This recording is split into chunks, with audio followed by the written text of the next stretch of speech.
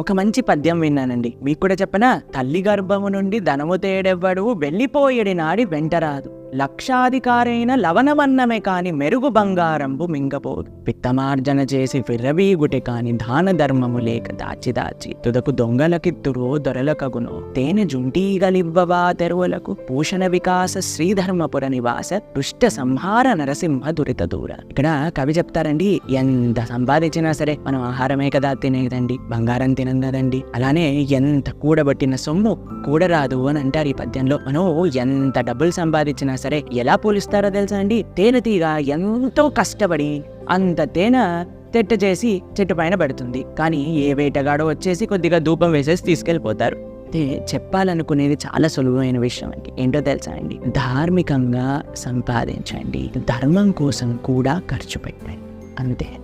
Hare Krishna.